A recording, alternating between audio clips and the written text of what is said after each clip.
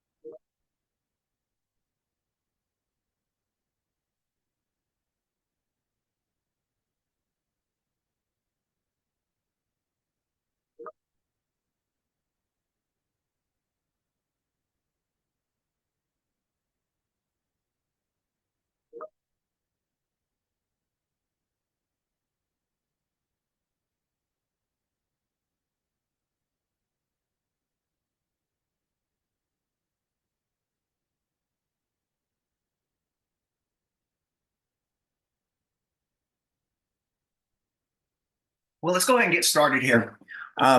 Welcome and thank you for joining us for the State Water Resources Control Board's Water Quality Fee Stakeholder Meeting. This meeting is being held virtually through Zoom and webcast platforms and also being recorded. My name is David Ceccarelli, and I am the Fee and Revenue Branch Chief within the Division of Administrative Services. Today, we have many of the Fee Branch staff working behind the scenes to ensure that the meeting runs as smoothly as possible. If any time throughout the event you find that you're having technical difficulties, please email us. And the email is feeboranch@waterboards.ca.gov. It's currently on the home screen there and is also part of the agenda. Assisting me today from the Water Board's Fee and Revenue Branch will be Cassandra White and also Josh Wilbrun. Individuals attending via Zoom, please use the raise the hand function if you'd like to ask a question or provide a comment. If you're joining us through the webcast, you can also submit a comment or ask a question by emailing, of course, the email on the screen. In the past, there has been some delays in the broadcast through the webcast. Therefore, through the meeting, staff may pause so the broadcast can catch up with the listeners. Again, we thank you for joining us virtually today. We thank you for our patience as we moved into this 100% virtual meeting space. We're doing our best to ensure everyone can participate in an effective way. So let's just go over just some of the meeting guidelines. Remember to use the handouts that were sent to you via email. If you don't have the handouts, don't worry, we'll be sharing the documents on the screen, and you can request a copy of documents after the meeting, or the handouts are, are posted on our website. I do want to mention one thing. There was a slight adjustment and a footnote in the handouts that were emailed out. We'll point that out. We've made that correction adjustment, and the handouts are posted on our website. And again, as we get to that slide, we'll go ahead and point out the adjustment that was made. Again, remember, if there's any technical difficulties, please reach out to us through the email. Please mute yourself when you're not speaking. And remember, again, you can submit comments and questions through the event, sending them again through the email, and we'll put them into a queue and we'll answer them in line as we receive them. And then finally, for the meeting to run efficiently and stay on track, we're requesting each participant who wants to ask a question to please ask one question at a time. I understand you may have clarifying questions to your original question, and that is acceptable. Once your question is fully answered, we're going to move on to the next participant's question, and you will be put back into the order of participants who are requesting to ask a question. And in addition, we respect all opinions and input. However, if the discussion starts to move away from the intent of the meeting, which is to discuss water quality fees, then I'm going to ask that the participant and I meet offline to coordinate these discussions further, and we can involve the appropriate staff that's needed. So at this point, let's go ahead and review the agenda. And so on the agenda here, we have item number 2 is we'll review the waste discharge permit fund.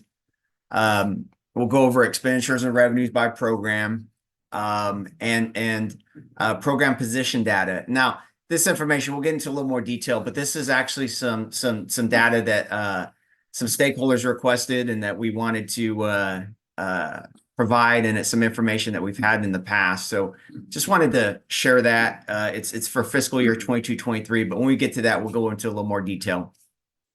Item 3 is our waste discharge permit fund condition statement.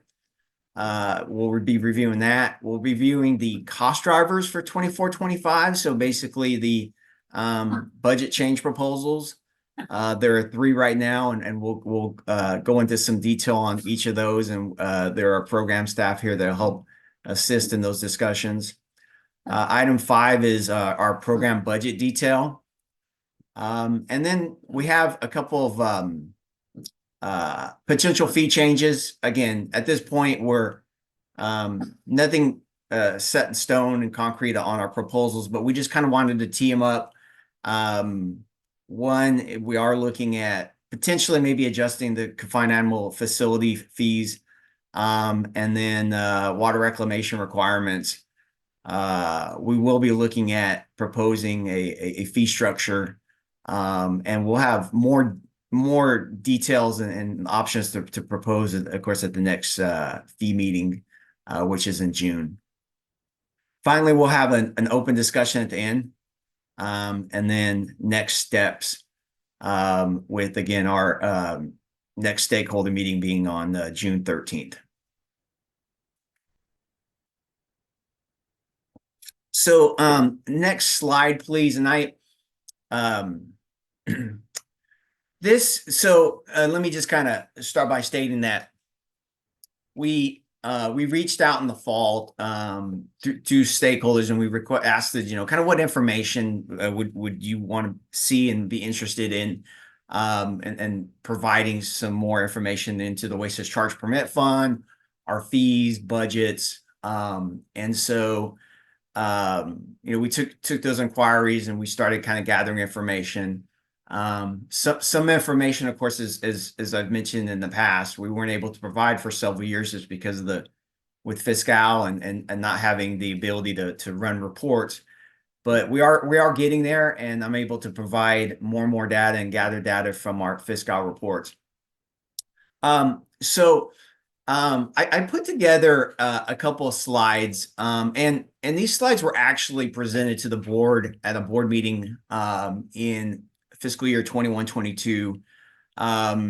So it had been September of 2021, and we wanted to talk a little bit about the growth of the waste discharge permit fund and what's been driving the growth of of the fund. Of course, the growth of the fund also impacts fees. And so I have put together a handout that has some narrative, and then there's 3 charts. Of course, it wasn't part of the handout that you have here for the stakeholder meeting, but we're going to be more than happy to find a way to distribute this information to the stakeholders.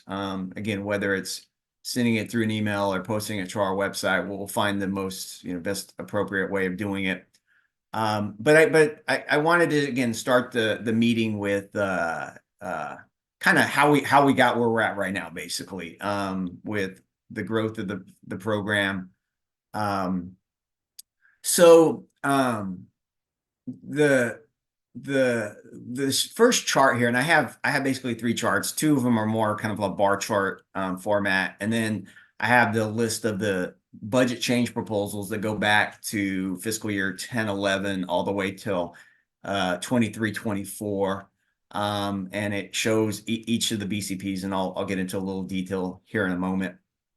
And so this is what I refer to as chart one, and this chart is the waste discharge permit fund growth from fiscal year 9-10 through fiscal year 23-24. So, a snapshot of basically almost 15 years here of what's gone on in the growth, and we're looking at the bar chart represents that the WDPF in 9-10 was approximately a $76 million fund. But one thing I wanted to point out during this time in 9-10, the water quality program itself was not only being supported by waste discharge permit fund, but also had around $21 million of general fund. And the general fund was supporting, our foundational programs, TMDLs, basin planning, some of the monitoring programs. So this program back in the water quality program as itself was about $100 million program in 9-10. But however, the WDPF, which is the fee portion, was around 76 million. So in addition, chart one shows the primary sources that are driving the growth of the fund from 76 million to 196 million in fiscal year 23-24. And so, and I'm looking at the 23-24 numbers. I did not include our proposals for 24-25, but this goes all the way to 23-24. So it's showing 76 million to a growth of now a fund of 196 million. So the 76 million in 9-10 with standard annual increases of about 4% equates to approximately 126 million in 23-24. So again, the $76 million of cost in 9-10 in today's dollars in 23-24 comes out to about $126 million. And then we have augmentations on top of that. So the augmentations to the WDPF in fiscal year 9-10 are grouped into three sources. We have program augmentations. So the definition of a program augmentation is new funding for activities that are specific to a single fee-paying program. And so I'll touch a little bit on that when we go over the list of BCPs. But that's just saying if a BCP was specifically to a program like WDR, those costs are in that $21 million of program augmentations. Then there's what's known as general augmentations. So general augmentations are defined as includes new funding for an activity that is not specific to any single fee-paying program within the water quality program. And those costs are shared across the fee-paying program. So there have been multiple BCPs over the years where the costs are spread out to all fee payers, or there may be a BCP that impacts multiple water quality programs. For example, over the years, there have been BCPs that cross from the NPDES wastewater and the WDR program, so those costs are shared between those two programs, and or WDR and stormwater, where they've been spread to those two programs. So again, the general augmentations are not specific to a single fee-paying program, but they're spread out to all water quality programs. And then, of course, the last one is the foundational shifts. And again, these include the general fund shifts for basin planning and TMDL. And then there were some, early on, there were some federal funds that were shifted for ambient monitoring to fee authority. And again, all of these dollar amounts that you see here we've included basically a 4% increase in our calculations each year on an annual basis. So next slide, please. So what I'm looking at now is the chart 2, which is waste discharge permit fund program growth. Again, through 9-10 through 23-24. And so here's a list of all of our water quality programs. And when you look at the yellow, basically is our foundational shifts. And so as I mentioned before, the foundational shifts are, again, the shifts is that $31 million of costs that was originally general fund, and some of it was a little bit of federal money, and those were all shifted to fee authority. And so this is the share of that $31 million spread out, basically allocated to each of the water quality programs. And then you have, again, the general augmentations, which this is share of BCP costs that are shared to all the water quality programs. And then the green is specifically to a specific program that had a BCP that was associated with that program. And like most recently, there's a BCP for the cannabis program, and the program for cannabis on the WDPF funding side is approximately like $5.2 million. And so that's what the kind of the green section there represents. And so as you kind of scroll through these, kind of looking at the WDR program, the WDR program has a program growth of about $14.5 million. Wastewater NPDS almost 16 million. Stormwater is around 10.5, around 11 there. So this basically just kind of represents the growth of each individual program. And then finally, there's chart 3. And so chart 3 lists the waste discharge budget augmentations and what we refer to as, the foundational shifts. And this goes back to 10-11 through 23-24. So if you scroll down just one more here, it kind of starts here at the bottom here. So it starts here at 10-11. And when you add up all of these BCPs, it adds up to about $51.2 million. Now, again, that was the original amount of the BCP. And, most of these BCPs, of course, were ongoing, where, allocated positions. And so what the calculations come out to is that the cost increase an average of approximately 4% annually. So in today's dollars, so total is approximately about 70 million, with the 4% annual increases, to current year here. So if we could just scroll up to that first page there. So again, these are broken out when you look at them by type of change. If it's program, then it's it's to a specific program. So you'll see in there whether it's cannabis, water quality cert, so WDR, Ag Lands in 2017-18 had a BCP that was specifically just for the irrigated lands ag program. And then we refer to as general, basically saying all WDPF, or general where it was spread out to multiple water quality programs. And you can see there that like last year, well, in this fiscal year, but it was last year's proposal that the water supply strategy implementation that was being spread out through WDR and NPDS wastewater. So that's under the category general there. And then on this page also there's foundation, and then I know on the first page there's foundation, and those are again the fund shifts. and those impacted all WDPF fee payers.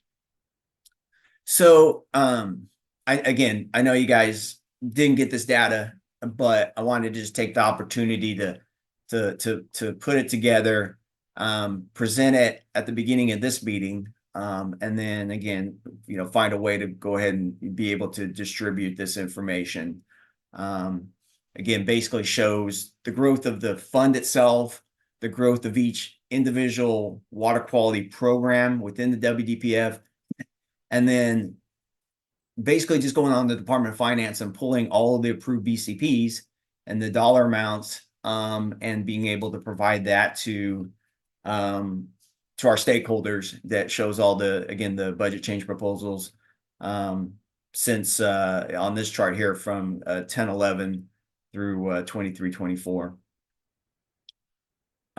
So again, we'll find a way to distribute this information, but again, I wanted to start the meeting off with this, and because this is kind of part of a request from stakeholders. And again, we did the charts themselves, we did present to the board in 21-22, but again, I wanted to update those, and if we find this useful information, then it's not a problem updating it on an annual basis. So let's move back to the agenda.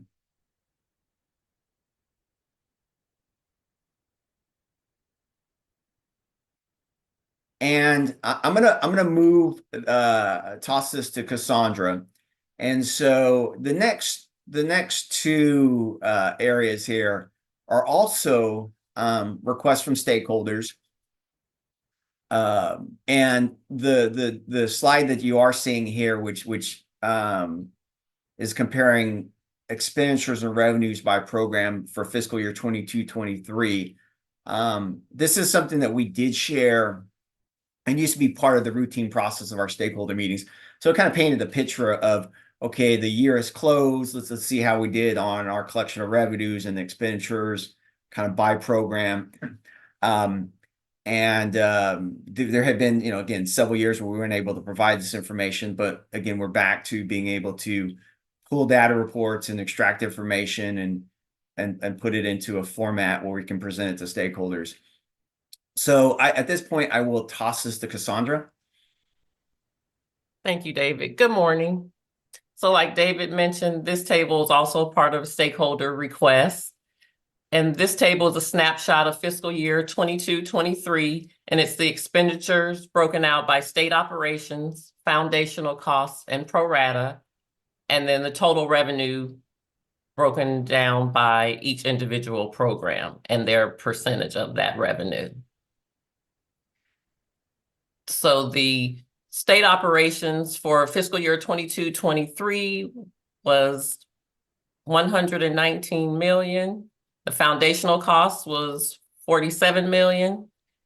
Pro rata was just under $10 million for a total of $175.8 million.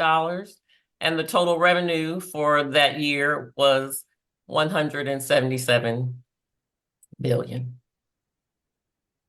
And I just wanted to note that state operations in this particular slide includes, in addition to the normal item, it also includes other state ops as well as supplemental pension.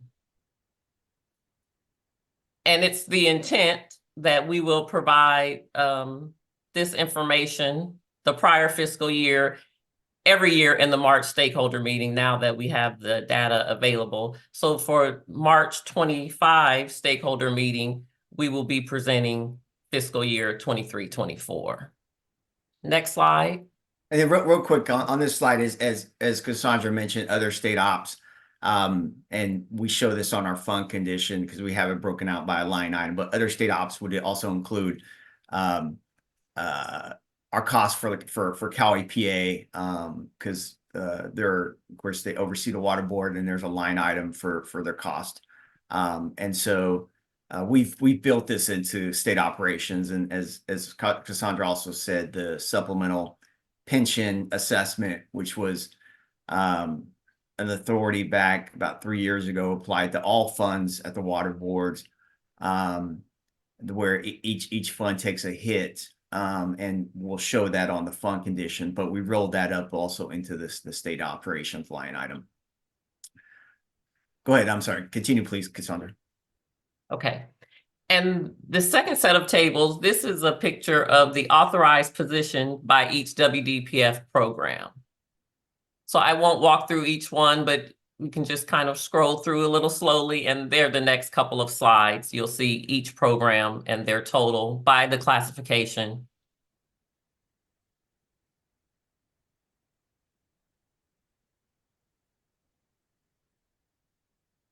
And that is the end of the stakeholder request presentation and the new portion that, again, like I said, we'll be providing hopefully every March stakeholder meeting. David, I'll hand it back to you. All right. Thank you.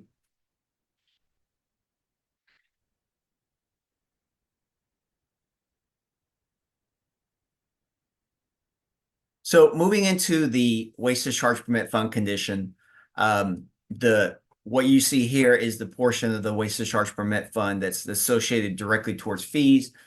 I'll touch a little bit on the portion that has to do with fines and penalties, but of course we break them out because, of course, the fines and penalty portion, we don't have the authority to use those fees that are collected through fines and penalties for our water quality regulatory activities. And so we break them down into kind of two spreadsheets here. So looking at to the left there where it says fiscal year 22-23, this basically shows kind of a picture of where we ended. We had an adjusted beginning balance of almost $8 million in the fee program in 22-23. Our total fee program revenue was $178.5 million, and our total program expenditures were $175.8 million. So there was a gain in the program of about $2.7 million compared to expenditures. So our ending balance is about $10.6 million, which is basically a fund reserve of about 6.1%. And so moving forward, looking at where we're at right now for 23-24, and we're kind of early in the fiscal year, of course. Accounting is starting to run reports for 23-24, so we definitely have more data on our expenditures and also on collections and revenues. But the way the fund condition works is we roll over the $10.6 million. That's our starting balance and our adjusted beginning balance for 23-24. Under of course our current fee structure and evaluating and tracking revenue, we're on track to collect about $188.6 million. And then the expenditure side, this is a budgeted number. So our budget number is about $192 million. We do recognize that with vacancies and some salary savings and stuff like that we do anticipate that our expenditures will be lower than our total budget. With that said, we'll be monitoring that, and of course, at our June meeting, if we have the opportunity, we'll go ahead and start to adjust. We will start moving from a budgeted number to more of a projected expenditure number. But through the picture right now, the fund reserve would end about $7.2 million, which would draw the fund down to roughly 4% or about 3.8%. Next category over is, of course, if we didn't do anything moving into 24-25, and knowing that we have budget cost drivers, that our fund would fall into a negative ending balance about $4.4 million, and which shows at a negative 2.2%. And so again, this is kind of a forecast for 24-25. We're looking to generate about $201 million in total program revenue. Our expenditures on the current governor's proposed budget are about 200 million. And so as a result, that would end our fund in about a 4% reserve. Again, a lot of moving pieces at this point, again, because we know that 23-24 that our expenditures should be a little lower than what our budgeted number is. And we're projecting what our revenue is. We do have, we have a steady stream of cash flow with invoices that went out, of course, application revenue and so forth. So we have a good tracking of that, but we also project other revenue that's coming in for throughout this fiscal year. So those numbers again will be updated in for our next June meeting. But this and I know John Russell and I have always kind of talked about this with the Jan budget and this first meeting in the fee cycle. We do want to get up out in front and kind of give you guys a kind of a projection, but again, it's also kind of early in the process. And so here's kind of a point in time of where we're at on our WDPF fund condition. So next slide there. And then this is really just, this is the other piece of the WDPF, which is the fines and penalty side. And so kind of same format. What we're saying here for 22-23 is that and the header is not on there, but the beginning balance was 3.4 million, and we collected fines and penalties about 1.1 million. And this is just representing our expenditures. There's expenditures for water recycling. There's expenditures for regional water planning. They're associated only with the being supported by the fines and penalty revenue. And so the balance there on the fines and penalties right now about 4.3 million. That's what we're tracking in the WDPF. And so when you look at the say the galley or Department of Finance, when you look at the total WDPF, it does add our fines and penalties and fees, and it would show a fund balance of about 15 million in the fund. But again, roughly about 4.3 million of that is earmarked for fines and penalty activities. And so again, mainly the reason why we of course break it out. So next slide, please.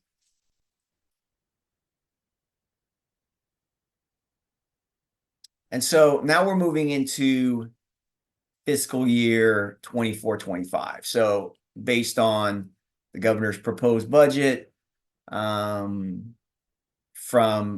what we set fees back in September of 2024 to where we are now in the with the 24-25 governor's January proposed budget. And so I will pass this off. I believe that Josh is going to talk about the budget cost drivers. Thank you, David. Yeah, I'm going to go over the cost drivers for us today. So welcome everyone. I'm Josh. I will be going over the cost drivers. Like David said, sorry, one second. So the first table here, we can see the fee setting budget from fiscal year 23-24 was approximately 187 million, followed by the governor's January proposed fee setting budget for 24-25 of approximately 200.3 million, which brings us to a net difference of about 12.5 million or 6.7%. So at this point, I'm going to move to the second table on the slide, which is going to show the primary cost drivers and the net difference breakdown shown above. So the first cost driver is state operations, with a change of about 5.692 million or 3%. Like as previously mentioned, it's primarily employee compensation, healthcare salaries, retirement. The next cost driver we have is pro rata, which was actually a decrease this year of about 1.1 million or negative 0.6%. And then the final cost driver category, we have 3 of them this year, is the BCPs. I'm going to kind of go over them and the amounts, and then I'm going to pass it to Cassandra to go into some details about them. But the first cost driver we have for this year is the 24-25 Gualala River TMDL Stipulated Settlement Agreement BCP. The cost of this BCP is about 1.7 million or 0.9%. The second is the Information Security and Privacy Office Staffing BCP. And the cost of this one is about 215,000 or 0.1%. And then the third and final BCP we have for this year is the resources needed to address impacts on project permitting resulting from recent Supreme Court decisions BCP. This one's about 6.1 million or 3.3%. So at this point, those are all the cost drivers so far. Cassandra's going to go over into some details of those BCPs. So at this point, I'm going to pass it to her. Thank you, Josh. So we'll go back to the Gualala TMDL Stipulated Settlement Agreement BCP. And the purpose of this BCP is to support North Coast Water Board's efforts to satisfy the terms of stipulated settlement agreement, comply with Porter Cologne Water Quality Control Act, and 3, fulfill agency's obligation under the Federal Clean Water Act to protect and restore the Gualala River watershed from its sediment impairment. The funding is for the current fiscal year 24-25, the 1.7 million will provide 3 permanent position and contract funding of 1 million a year for the next 5 years, and then 760,000 annually thereafter. The next BCP is the Information Security and Privacy Staffing. This is charged to all of the WDPS programs, as well as the previous one I just mentioned. And so the purpose for this one is to enhance the Information Security Office staffing capabilities and establish a new privacy office. The new PYs will provide staffing needs in the areas of privacy, technical security, and information security compliance. The total funding is $629,000 for 4 PYs from various funds, and the WDPF portion of this BCP is $215,000. And then the final BCP, resources needs to address impacts on the project permitting resulting from recent Supreme Court decision. So the requested resources would be used to conduct essential water quality permitting and enforcement work that has historically been conducted by the United States Army Corps of Engineers and the United States Environmental Protection Agency, but will no longer be due to a 2023 U.S. Supreme Court decision that reduces the federal jurisdiction over a number of water bodies. So the funding is over 2 years. It's for a total of 38 positions and one-time IT contract costs and also some one-time other contract costs. So for fiscal year 24-25, the 6.1 million will fund 26 PYs and one-time IT contract costs, as well as some other contract costs, which will be 35,000 ongoing. And then for fiscal year 25-26, the remaining 12 PYs will be included. 9 PYs will be for the water quality cert program, and then 3 PYs for the stormwater program.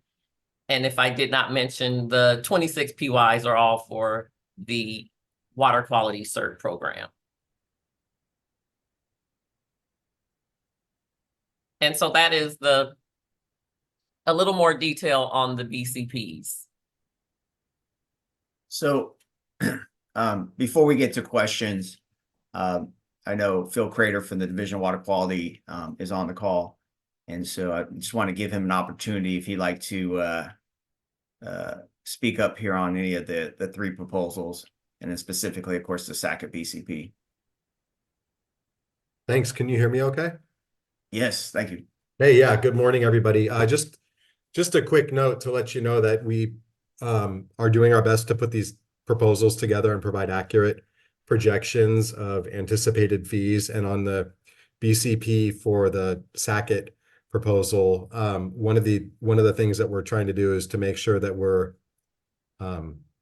attributing costs to the correct program. And we're still going back through and verifying how that was all spread out in the proposal. So there is a chance that we would shift some of the PY to more of a general WDR and away from the dredge and fill if they're not going to be working specifically on dredge and fill activities. We're still trying to get a handle on that. I don't anticipate a significant change. If anything, it would be small.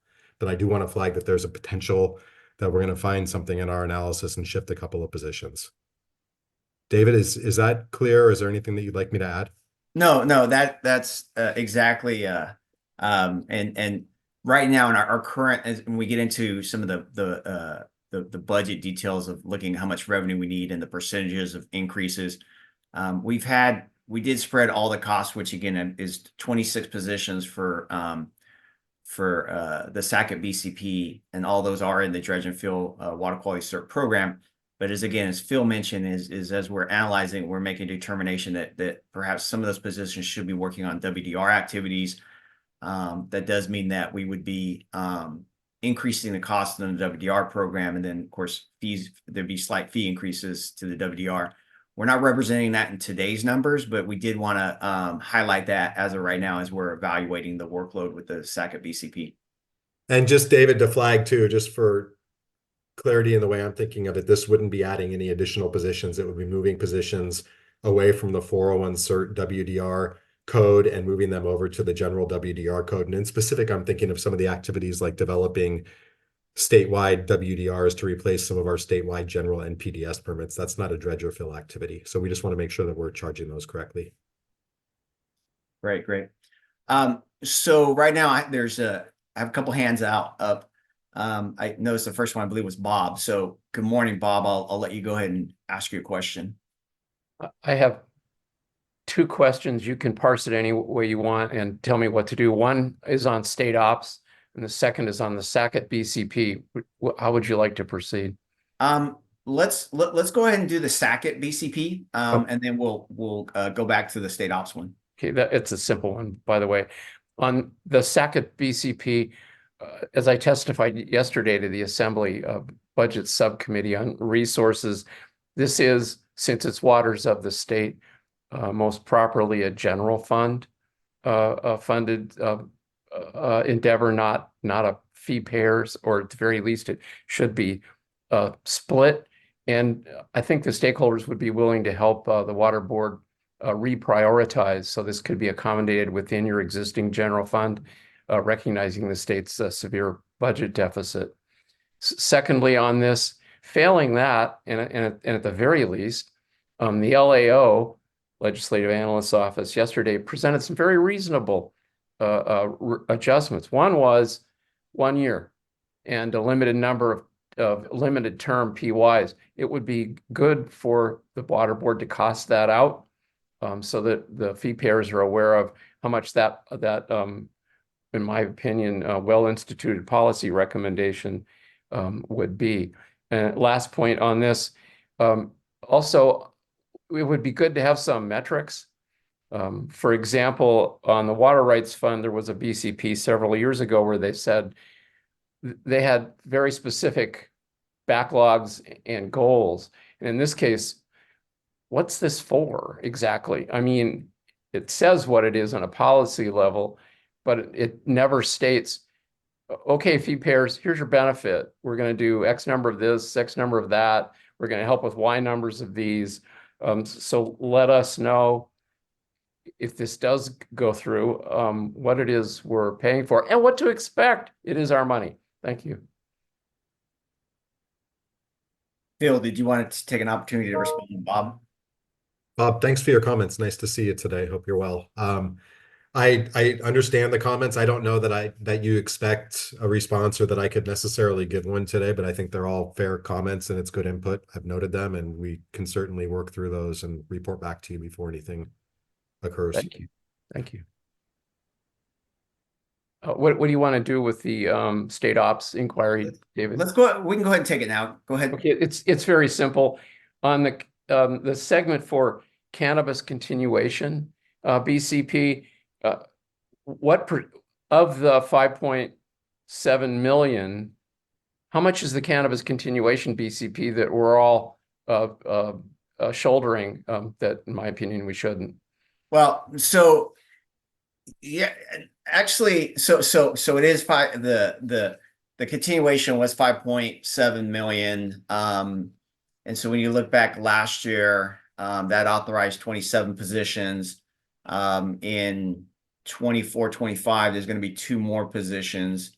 I think that's going to be like 360 or so, adding those up. So in the WDPF, we have authority of well, currently 27, come 24, 25, we're gonna have authority of 29 positions.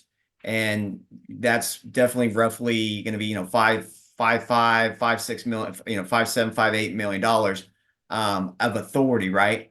Internally, though, we've taken this approach of well, we're only gonna fund how many positions through our fee authority or our fees that we're collecting. And so, we're collecting X amount of revenue. So we are taking we're holding positions for now in the cannabis program to, of course, match what our fee revenue is, and only supporting the number of positions based on our fee revenue.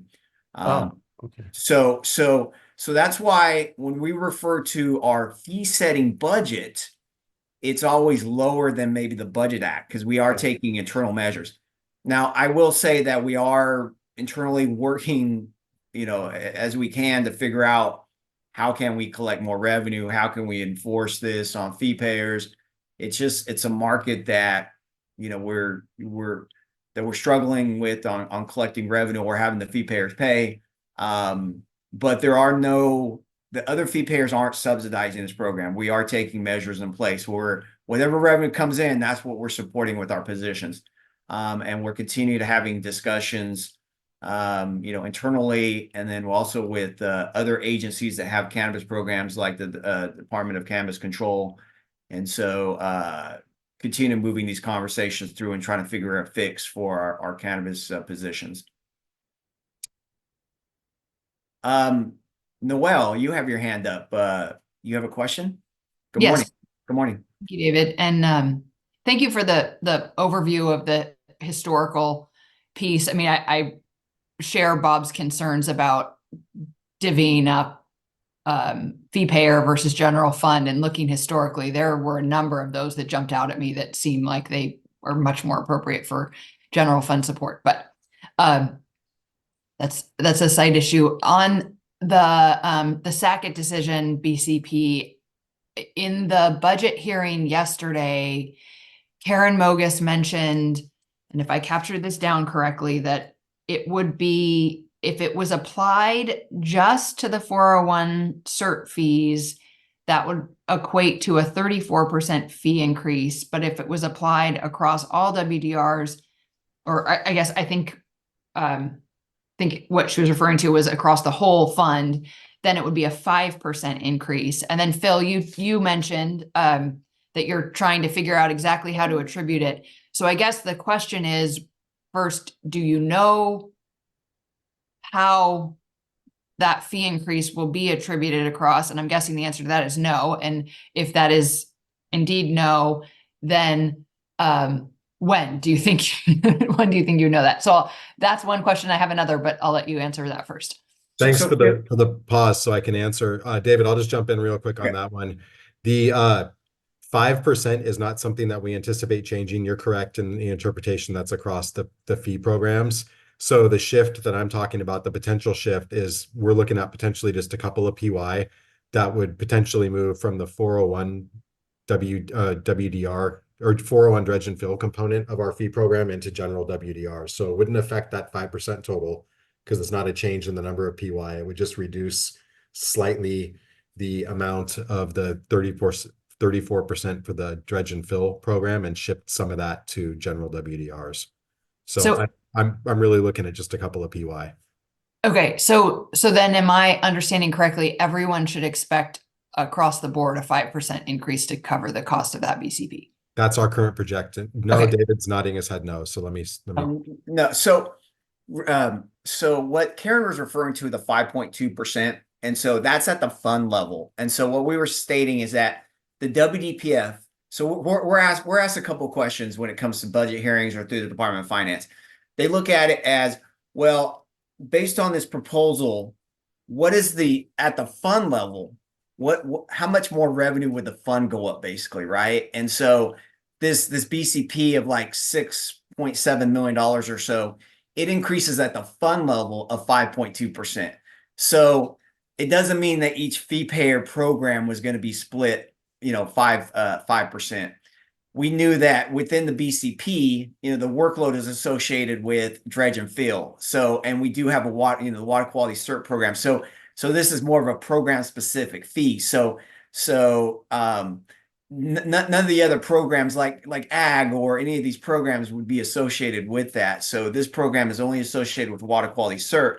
So we're looking at to generate that revenue that the fee payers in the water quality cert program would need to go up 34.5%. Okay, so that's the proposal at this point, is that the cert fees would go up 34%. Okay. The one piece that I do want to just highlight, I know so I'm with Wine Institute, and from my members' perspectives, there are times when they are getting 401 certs to do restoration projects. And I know my members are not alone in that. And so that is one challenge. It goes back to sort of the general fund value, is if you're asking people to pay a significant increase to do a restoration project, they may choose not to do the restoration project because that's voluntary versus a operations project that they have to do. So that's just something to consider, like, how do we make sure that we're not creating disincentives to do these restoration projects that the whole state will benefit from, or at least the local region.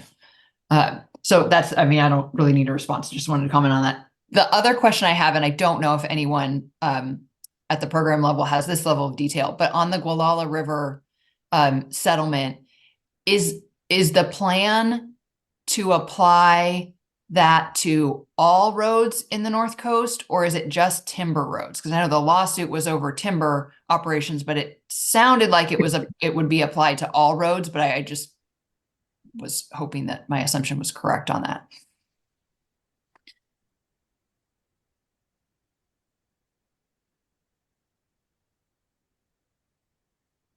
Phil, do you know? You might not be that involved in this.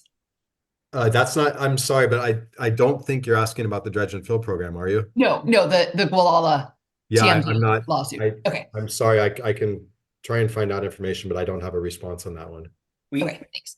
So On the dredge and fill question that you had, Noel, I do want to point you to the restoration fee portion of the dredge and fill calculator. So if it's a restoration project as defined, there is an incentive to do restoration with a reduced fee for that. Is that the restoration fee expected to go up 34% also, or? I would look to David how we do the math. So we haven't determined that.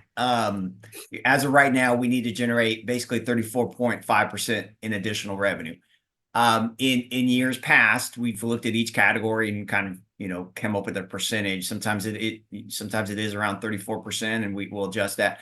But yeah, at this time we haven't figured out that determination. We'll have to, of course, get with program staff and figure out the appropriate spread.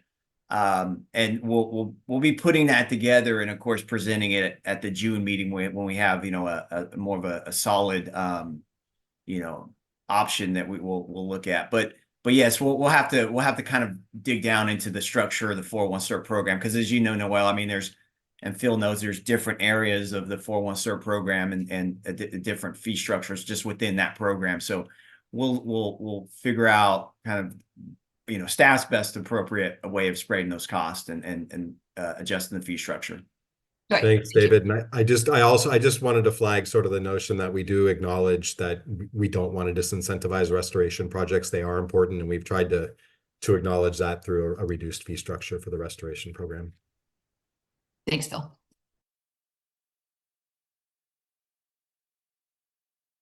So Gail, good morning. You have your hand up? I do. Sorry, my camera's not playing nice this morning. To the point of Noel's comments and questions, in reading over the BCP and the justification for it under the Sackett decision, some of the language in the BCP indicated that, you know, how the federal government approved these 401 certifications prior to that decision. And now the water board is going to have to go through their long regulatory process before they can to oversee what's going on in each area. Is there a way to, unless you have to have legislation, I don't even know if you can answer this question yet, but is there a way to mirror what the federal government used to do with waters of the state in our regulatory scheme? Or do you need legislation? Do you need a different regulatory process to be able to streamline and mirror how the federal government used to do it? So that we don't have to have all of this staff intensive work that costs 34% increase. That's a lot. I thank you for that question. David, do you want me to try and respond to that? Yes, please. Okay. So the analysis that we did was looking at the functions that we relied on the Corps to perform for us in the past. A lot of those functions will need to be done, whether it's the Corps doing them or not. So they weren't necessarily more streamlined. It was just that the Corps did them and they're funded through their DoD fund to do it. And they had a lot of staff to do it. So for things like going out and verifying a delineation of a project site or looking at a specific water to determine whether or not it was a water of the US or not, we had a lot of cooperation from the Corps. As they pull back from the program, we're going to be left to do those things on our own. I don't know if there's a lot of opportunity to streamline because they were doing that work before and that work needs to continue. There are other areas that we're looking at where our process was a little bit less efficient, or in some cases a lot less efficient than the federal process. And those are going to require some sort of a change in our practice in order to reduce costs. Some of those we can just do through the way that we're handling our program, and we're looking at that through our own internal efficiencies. Others, there are legislative issues or other things that we would need to, there would need to be a change in order for us to do that. And so we're looking into those things, trying to flag what they are and raise some questions, but there's a fair bit of work to do there. My sense is it's a mix, I guess, is the long way to answer your question. Yeah, I figured you need, bodies, actual bodies to go out and look, right? But and reading over the BCP and how, you have to go through the regulatory process and it's more like a WDR, I guess. And it seemed like there was a lot of intensive staff work and actually taking a lot longer because of, you have to notice it, you have to respond to comments and all of that. I'm wondering how we can streamline that process. That's a live question. And in particular, there is an issue for the regional boards where they have a delegation to take 401 certs through an abbreviated process. And if they're not using a 401 cert and instead using a WDR, that needs to be agendized at the regional water boards. There is no opportunity for delegation to their executive officer. Yeah. And so getting on a board agenda is typically about a 90-day process for us. And that's going to be added on top of everything else that's happening just because it's a statutory timeframe that needs to run. So that is one area that we are particularly aware of, and we're looking into, options for what we might do to manage that. Okay, that's good. Thank you, Phil. You're welcome. Thank you.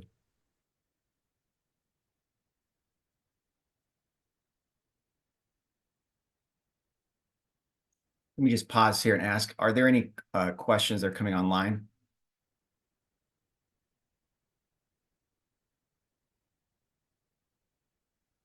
And then as I look for the Yeah, David. question, I'm sorry, go ahead, sir. David, there's a question from Chuck White.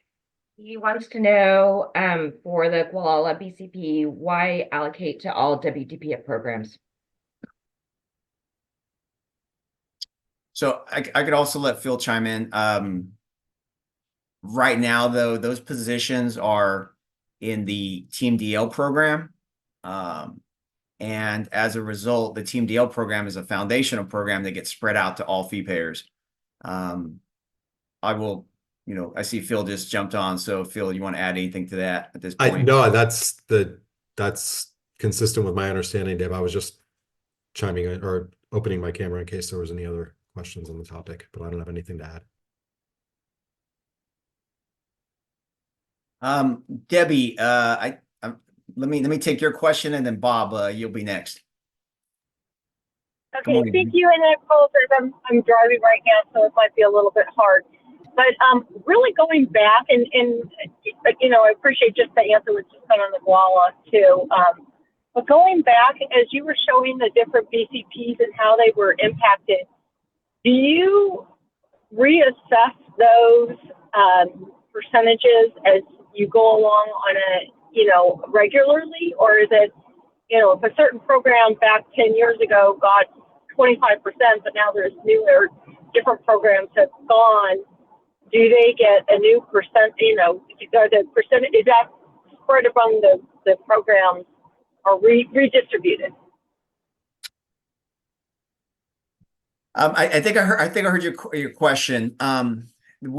For the most part, we stick with what's allocated within the BCP. So if it's, for example, if there's 5 positions that were allocated for the ag program, those positions stay within the ag program. So they're most of the BCPs over the year aren't redistributed. There have been years, we kind of talked about this, and I don't think it's happened recently, but there were a time when during drought work and so forth, where some positions in one program might have moved over to work on drought and vice versa. But related to the BCPs, we're authorized because the within the BCPs they're for a specific purpose and a specific program. So we budget for that program and they stay within that program unless, again, another augmentation comes where again, maybe if it was like a limited term BCP where the positions are, again, limited term or the program sunsets, and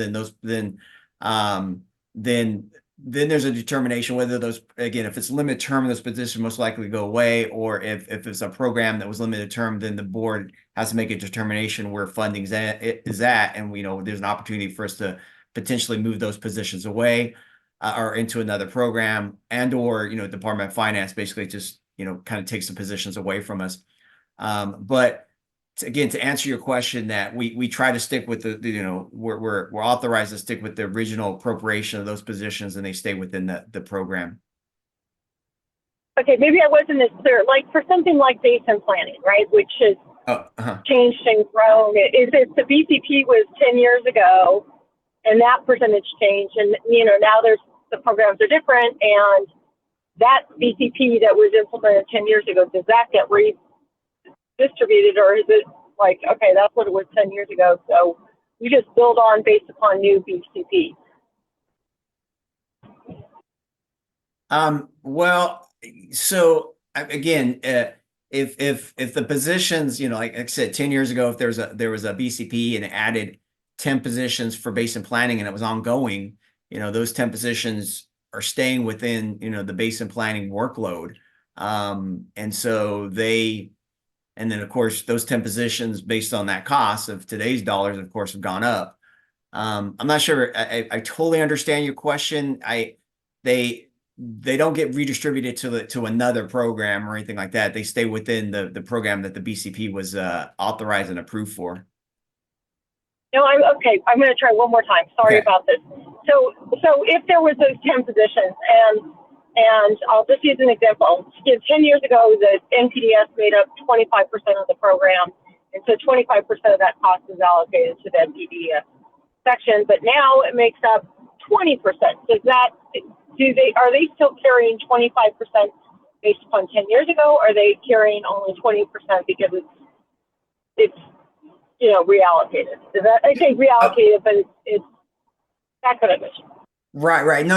I think I better understand your question. So yes, so we do prorate our foundational costs based on the size of our kind of fee core water quality program. So for example, let's say NPDS, a BCP comes through and takes on 10, 20 new positions, and that means it increases the NPDS program by $5-10 million or so. That means it's a larger program, and it's going to take a larger share of foundational costs. So yes, they do get redistributed each year. It was like similar to like our newest program in the water quality program would be cannabis, right? So when cannabis came on board, it started to take it, it redistributed all of the foundational costs because now we have a new program, so it took a share of those costs. So yes, to answer your question, we based on the size and prorations, we do redistribute the costs to the programs based on the size of the fee paying programs, and of course the size of the foundational cost too, right? So in this situation where TMDL may go up by 3 positions, those costs will be distributed to each of the programs based on their size of the programs, knowing that like WDR, NPDS wastewater, and the NPDS stormwater programs are our largest programs. They'll take the largest hit of covering those costs of those foundational programs. I hope that answers your question. If not, we can maybe talk offline. It does. Thank you. Okay. Thank you. Okay. Bob, your hand's up. Good morning again. And Phil, thank you for all your clarity. And I would agree that with the Sackett BCP, it is indeed a live question. And to reinforce what I said, it augurs for taking the LAO's recommendations and giving us a respectful cost estimate for a partial 1-year limited term implementation. The full boat 38 PYs, especially in this fiscal year, are difficult to swallow. Thanks.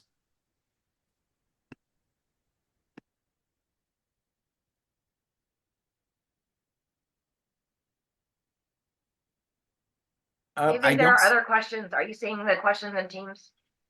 I will need to pull that up. Okay. There's a question from Jackie, last name Chisholm, about the fund condition. In the WTPF fund condition table in the fiscal year 23-24 with fee changes forecast column, can you please speak a bit more about why the adjusted beginning balance decreased from the fiscal year 23-24 forecast column value of about 10.7 million to about 7.3 million? And I'll scroll there right now. Okay.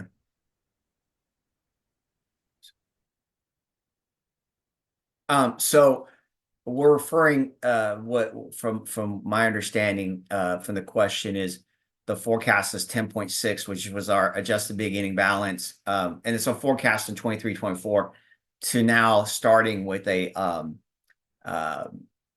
for 24-25 that we're projecting that the beginning balance will be 7.2 million. So it does show a decrease of about $3 million there. The big thing is when you're looking at the comparison of our total fee revenue in 23-24 of 188.6, and then the total fee program expenditures of 192 million. So as we're representing right now, it's showing a structural deficit of $3.3 million. And so we're based on this, it reflects that revenue is not meeting expenditure. So there's your decline from your 10.6 to your 7.2 million. Now, to explain that though, that this is again a budgeted number, and we will be adjusting that because again, that's at the budgeted level, meaning to fund all of the positions, to fund all the contracts within the WDPF.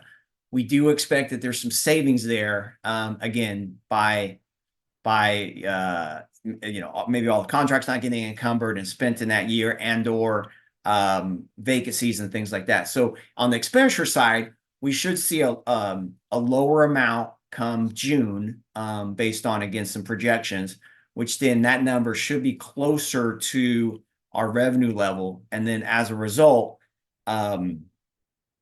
that should bring up the starting beginning balance in 23-24. So hopefully that helps answer the question.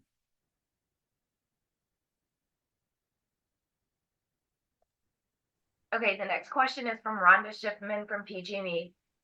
Supposedly the project cost for the water quality cert program in 24-25 will go up by 34%. How much of this will be borne by the SB 901 wildfire mitigation or subcategory H fees?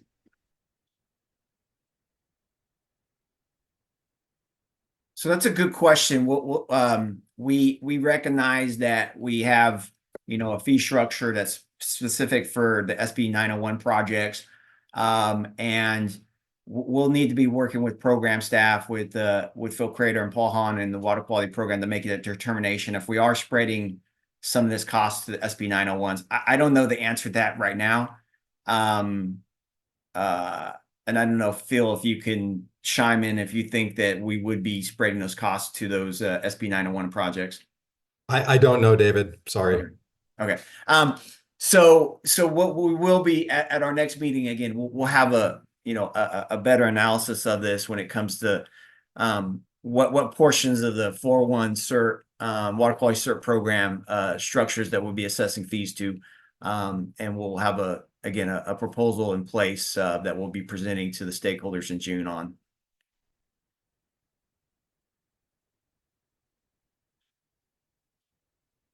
Is there any other questions, Sarah? No email questions. Okay.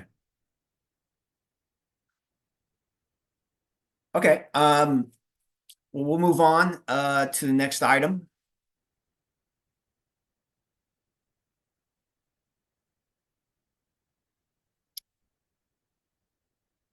So we've been discussing this a little bit. This is the waste discharge permit fund program budget detail. Again, this is part of the Jan budget, and so early, in my mind, still a little early in the process. I've kind of walked through this with you guys before, but of course, column A there lists the water quality programs. B is what we identified as the fee setting budgets for each of the programs.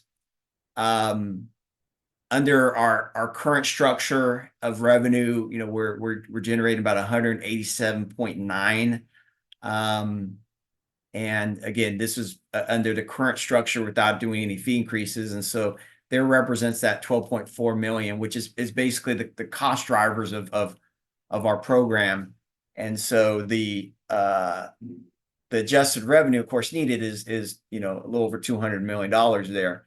And this represents on the F represents the potential percentage of revenue needs in these programs. And I mentioned this before. This does align with potentially what the fee increases would look like.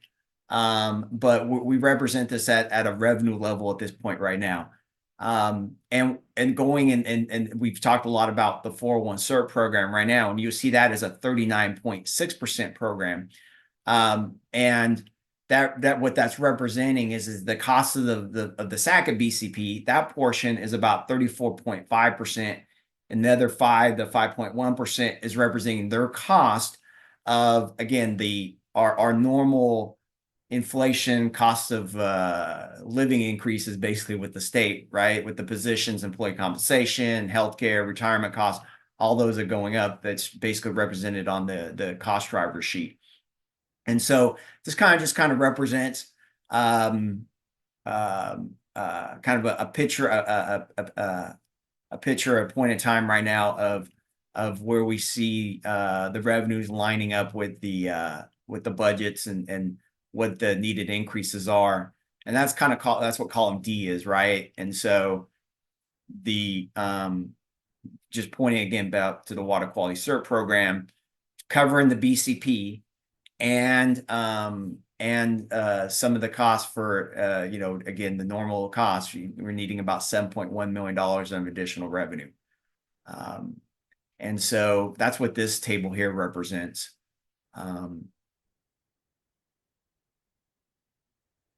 Any questions on this table at this time?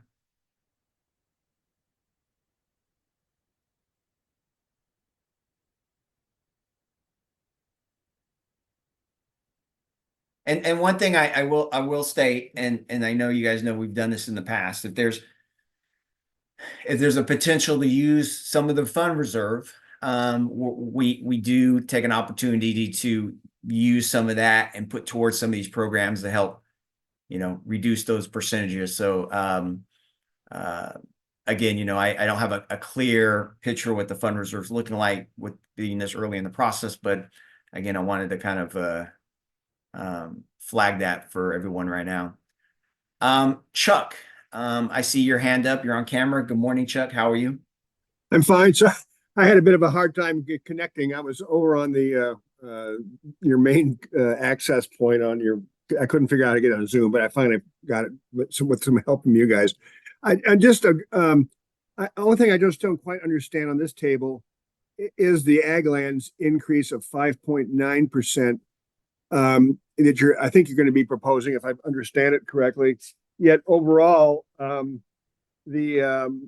about 4% from one of the earlier tables, and I didn't see anything that was related to ag land specifically that would be a larger than the 4%. So I'm just wondering, can you explain why your earlier table you had across the board estimated 4%, but why ag lands are suggested to go up 5.9? So if you're referring other table, maybe go back to the cost drivers there. I think what you're referring to here is, you know, you got state ops going up by about 3%. And then of course there's a decline in the pro rata. And then there is a BCP there. There's a couple BCPs where all fee payers would be paying towards. So yes, so back to our budget detail there. So well, David, is the fund condition table that was the earlier one where it, on the lower right-hand corner has 4% of overall fund reserve. So I'm just trying to figure out how that translates into the fee. Well, all that is that, so that's showing where we're ending in the total reserve itself.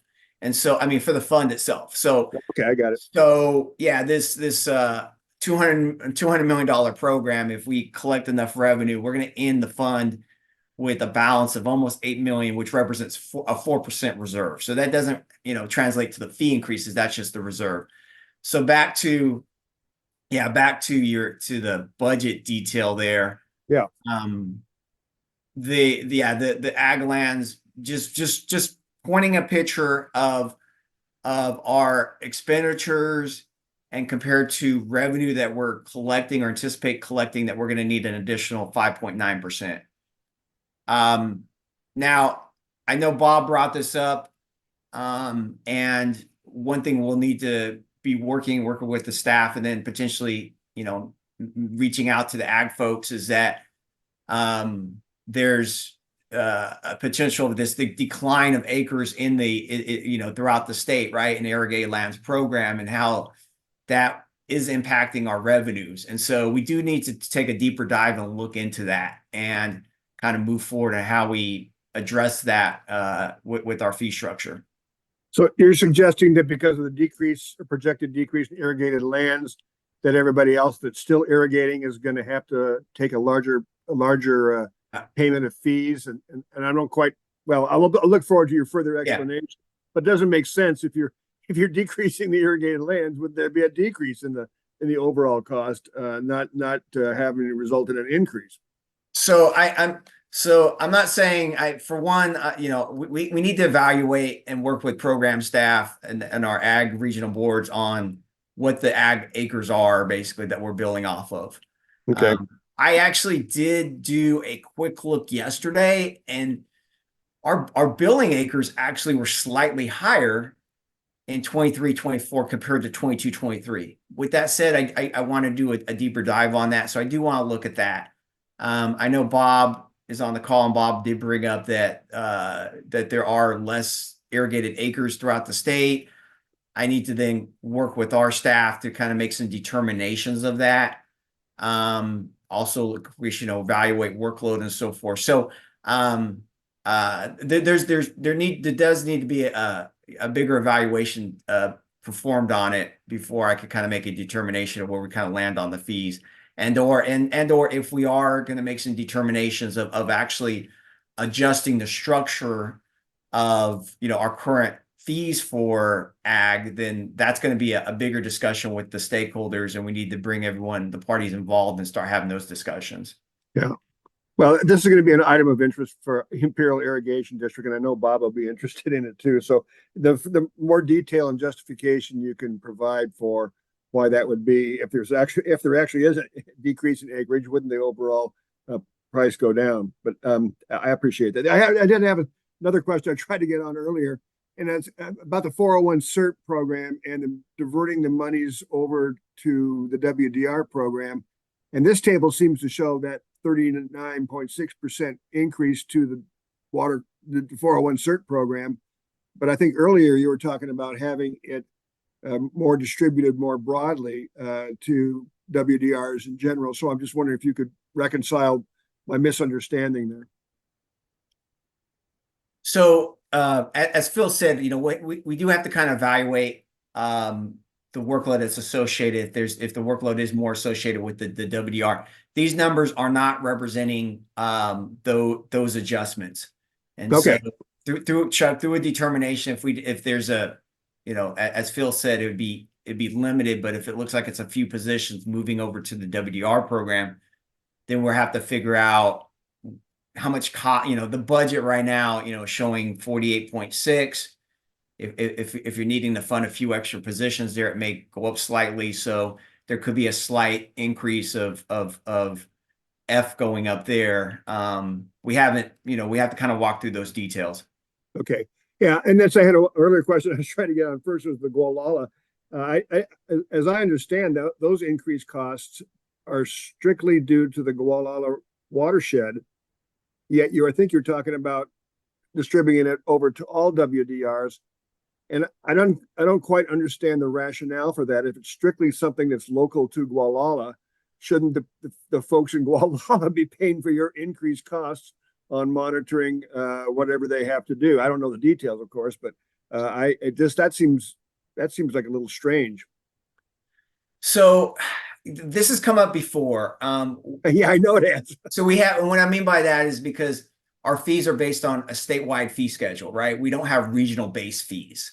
And kind of looking at some of our prior proposals where they were specific to a certain portion of the state, it's very difficult for us to kind of identify, all those fee payers that would be impacted and be paying that. So we will be having further discussions on this. The fee structure is not set up for regional based fees. Two, that these positions are being authorized in the Team DL program. And as we mentioned, the Team DL program is actually a foundational program. So they're being spread out through each of the programs. But yes, we're going to have continued conversation on this, Chuck. Yeah, that's good. I mean, I appreciate that because it seems to me it's more as a result of as I don't know the details of Guala, but it's a specific enforcement action that resulted in a court settlement that's specific to that condition, that situation. It's just a stretch to me to see how the rest of the state has to pay for that. Understood. Thank you. Yes. Thank you. And I'll try to do better. Your hands up. One this afternoon. Thanks, David. Chuck's question sort of got me thinking more, and I wanted to dig in a little deeper. So if you look at the budget cost drivers for everyone other than the 401 certs, it looks like the total then is 3.4%. So, because if you pull out the 3.3, so I guess then I'm having a hard time equating why the other programs might be going up more than 3.4%. And is that because, as you were talking about, like, you've gone through and estimated, and you estimate that there's going to be more applications coming in for NPDES stormwater, so you're going to get higher revenues there, so they don't need to pay as much to get, I mean, is that why? Or like, why is there a difference between the 3.4% increase versus what we're seeing in the attachment 5? Correct. So to answer your question, so yes, so 3.4% is basically kind of the baseline, right? And so when you look at the budget chart there, what it's doing is comparing with projected revenues with the budget amount. So some programs have exceed revenue, or some have a shortage of revenue, right? So if there's a shortage of revenue, we're basically kind of building in, okay, we need another 2% or so in revenue plus this additional 3.4% here to cover that cost. In programs like land disposal and stormwater, revenue basically almost exceeds basically the need, right? And so they have enough to cover this 3.4% already in their current structure. And a lot of that has to just do with the state and construction and things like that because of more construction permits being covered. But representing what the budget chart shows is that, and if we can move to it, so when you look at that, that's our revenue forecast, right? And so when we're looking at a program like WDR, the WDR program, you're right, it's going up by about 3.4%. But the difference then is also there's a shortfall of revenue, right? We're only collecting 46 million. So, there's a couple of percentage there that where we need to increase to generate the revenue on. Okay. Thanks. I mean, I agree with Chuck's point. Like, if, like, for irrigated ag land specifically, if you have fewer acres, you could shrink the program versus having to pay more to have like a very large program, but that's a larger conversation. So, okay, thanks. Yeah, and just like, if I could just chime in just real briefly back again. And when you go forward on these future meetings, if you could really kind of explain what the increased costs are to the specific programs like irrigated lands, so I can get a better feel to advise the Imperial Irrigation District about why their cost would be going up or going down different than the overall cost of that specific activities related to irrigated lands. Thank you. Thank you. Hey, Dave, if I can just chime in a little bit. This is Annalisa Kihara. I'm the Assistant Deputy Director in the Division of Water Quality at State Board. So I oversee our groundwater programs, including our irrigated lands program. And then I also just wanted to point out to Chuck and to Noel, we also have Brianna St. Pierre listening in. She's the manager of our irrigated lands and materials management programs in the Division of Water Quality. So just want to thank you both for the comments, and we appreciate the comments that you're raising today. Then also to Bob Gore, we did hear your comment as well at the recent board meeting regarding projected decrease in irrigated lands, and then, what the impacts are to fees. So just wanted to let you know that's definitely noted. Our program staff are listening in, and Dave, we look forward to working with you and your team moving forward so we can figure out how to communicate what that looks like for fees moving forward. Great. Thank you.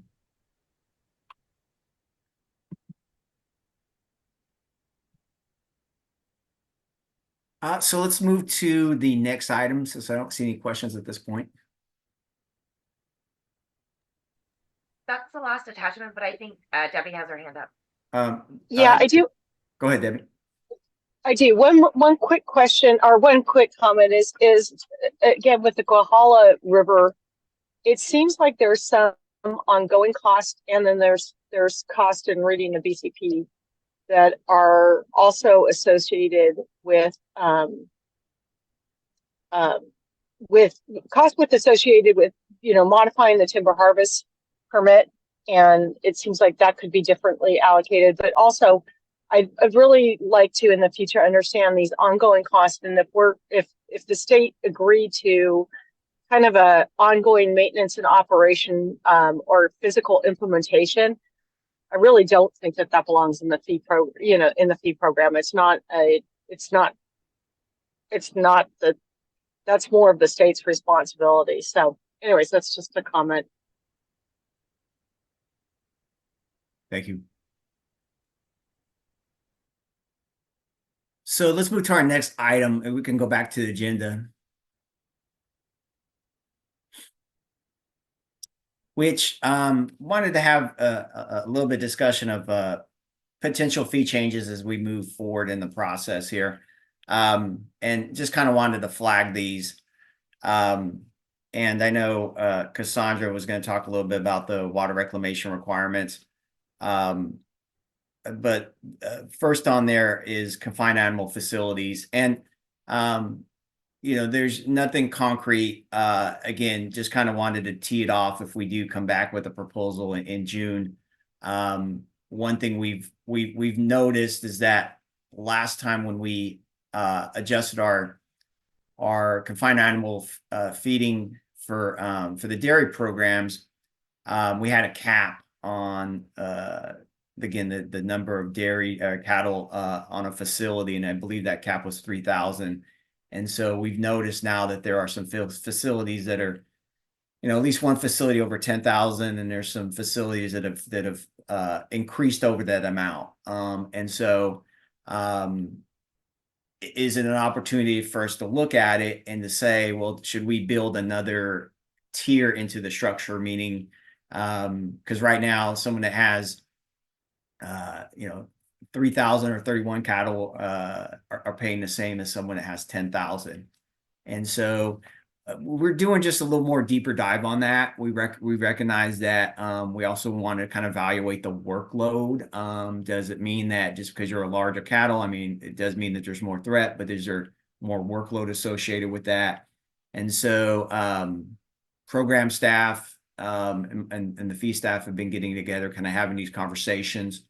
Again, we don't have any proposals in place. We wouldn't try to, our key principle isn't trying to generate any additional revenue. It's revenue neutral.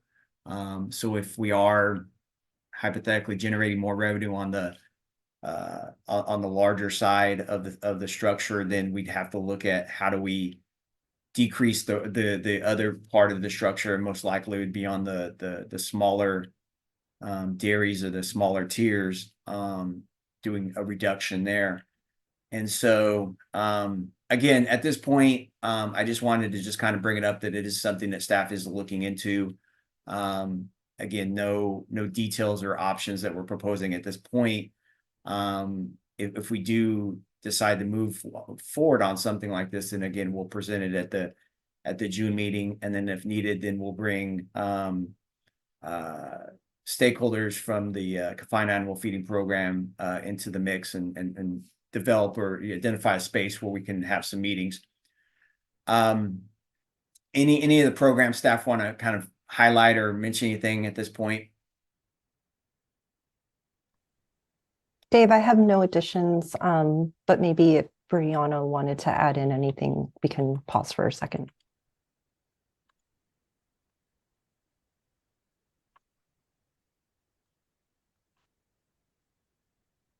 Okay, looks like there might be one question. Yes. Hey, good morning, JP. Good morning. And I just wanted to, sorry, my voice is a little weird. I've been sick. If you do get a proposal together that's specific on how you might change the fees, the way the fees are divvied up among the different size dairies, I'd like to have the opportunity to meet with you about that maybe before the June 13 stakeholder meeting to just, if nothing else, serve as a sounding board for how you do it. Yes, thank you, JP. Appreciate that.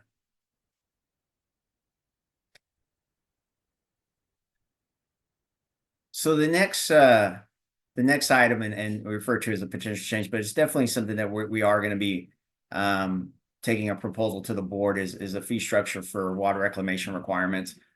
Cassandra, did you want to chime in on this one? I know you had a little information. Yes, so you may recall this is as a result of a BCP from last year. So fiscal year 23-24, the water supply strategy implementation BCP, it included trailer bill language to modify water codes 13260 and 13523 to authorize the water boards to assess fees for recycled water permits.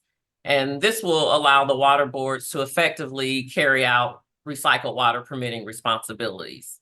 So as a result, we're working with program staff to draft new fee structure within the WDR program. There likely will be some targeted stakeholder meetings to obtain input throughout the process. And then we plan to have actual options to present at the June stakeholder meeting.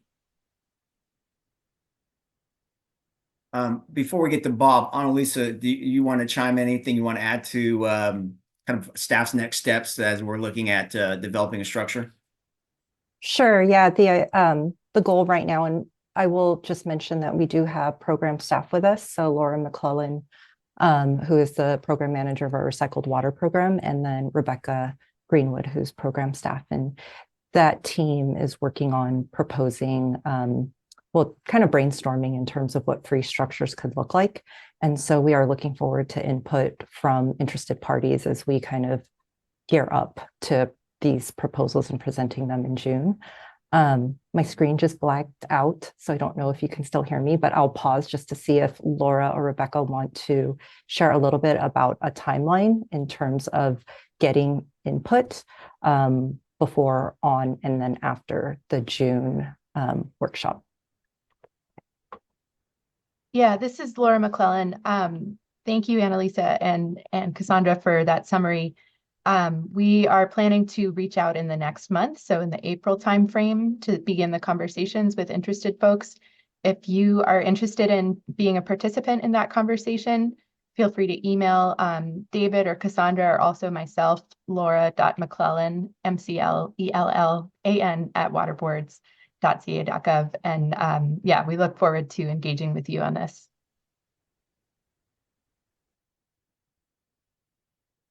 Thank you. A couple of hands are up there. I think Bob, I think you were first. Yeah, real quickly, again, with regard to recharge, we hear numbers from Eric Ekdahl and we hear numbers from Paul Gosselin. But again, since we're paying for this, how many permits, how many acre feet stored? Not now, but keep us updated.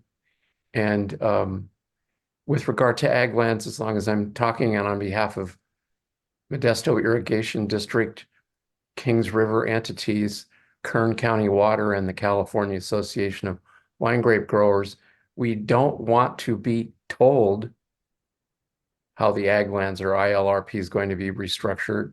We want to be included in a conversation, just so that's clear. Thank you.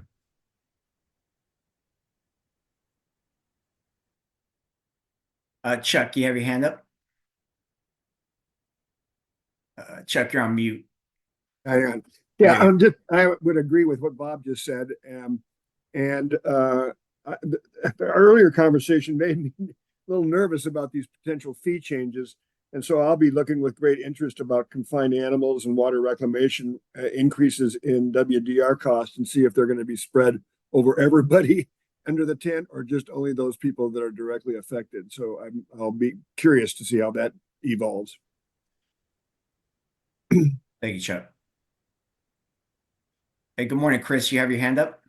Good morning, David. I'd echo Bob and Chuck's sentiment on ILRP fee development, that California cotton ginners and growers would like to be involved with that as well.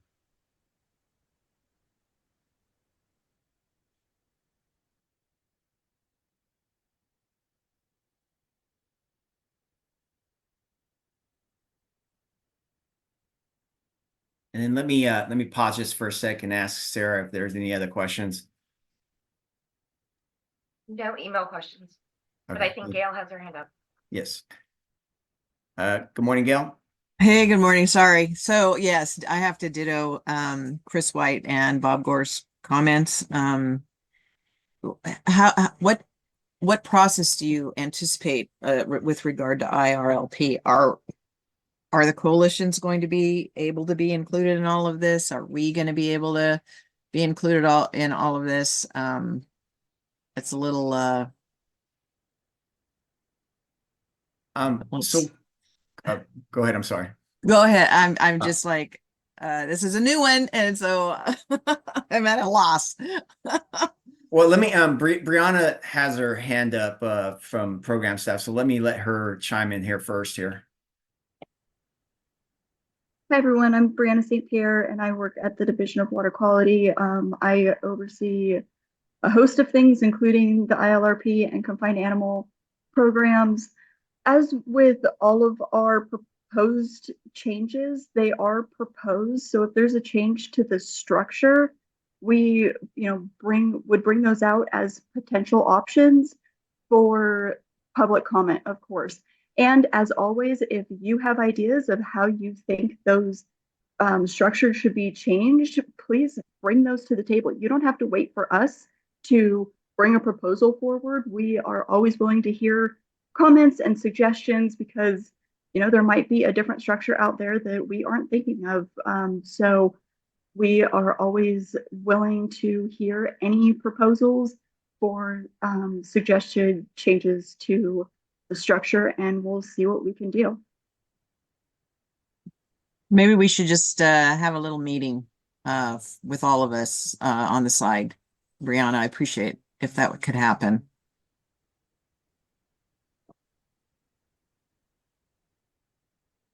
David and everyone, this is Sarah. I just wanted to clarify. I think what David's saying is that whatever we present in June will just be a presentation of whatever discussions we're having with program stakeholders. So when we talk about potential changes to confined animals or ag lands fee schedules, we will be, like Laura mentioned with the WRR, we'll be reaching out to stakeholders to discuss options, potential changes, things like that. And we won't be presenting it in June at the first time to program stakeholders. It may be the first time to people who are not involved in the program, but it would not be the first time to program stakeholders. So just keep that in mind. I just wanted to clarify what I think David was trying to say. Yeah, and to kind of answer your question, Gail, I mean, we don't have a proposal on the books yet. We need to kind of work internally, and we've been listening to the concerns and some of the concerns that have been coming up with stakeholders in the ag program. So we need to first kind of get together and have some internal conversations and then figure out kind of the best approach to the meeting with the stakeholders and setting up a meeting. Nothing like that has been set up yet, but we did hear from you guys, and we do understand there's interest, and many of you on the phone would like to participate in that. And when a decision is made to set up a meeting like that, we'll definitely reach out and have those further discussions. Appreciate that. Thanks, David. Thank you, everybody.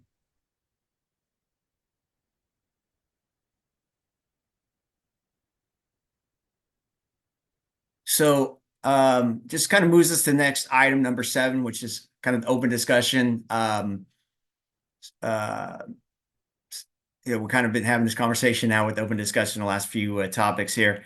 I really don't have anything to add.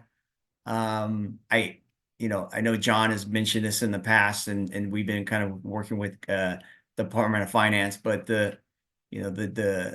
we talk in general fund, it's kind of not a good time for the state right now, for the general fund needs and things like that. And we're not expecting, at this point, of course, none of our proposals have, the general fund component, but I think you guys have all seen kind of maybe through the hearings and or through the media and things like that, that the general fund is in a good stage at this point.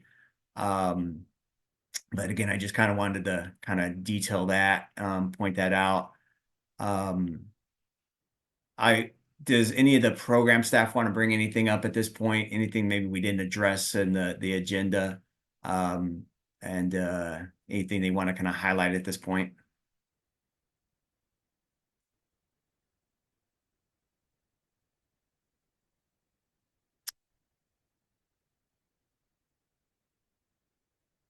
Okay, I'm not hearing anything. Again, next steps, as you know, as we start to look at potentially if we're putting some options together and things like that, we'll definitely reach out and we'll have kind of the carved out meetings for the specific programs. And so look forward to to having those meetings. And then our next overall general water quality stakeholder meeting will be on June 13th. At this time, it's still designed to be, a Zoom online meeting. And at that point, we'll have budgetary expenditures and numbers that are based off of the May revised. And so we'll see what proposals are put in or some of the proposals that are in the Jan 10th. If those proposals go through and they make it into the May revised, we'll have those conversations also. So that's our next meeting. Before I conclude here, are there any further questions, any comments anyone would like to add? Just thanks, David, for all your painstaking clarity and transparency. Thank you. All right. I want to thank everyone for their participation. Thank you for the program staff. Thank you for the fee and revenue staff behind the scenes that kind of work to get this meeting going and navigating throughout the meeting. Look forward to our continued conversations and look forward to meeting with everyone here very soon. Thanks again. Thanks, David. Thank you.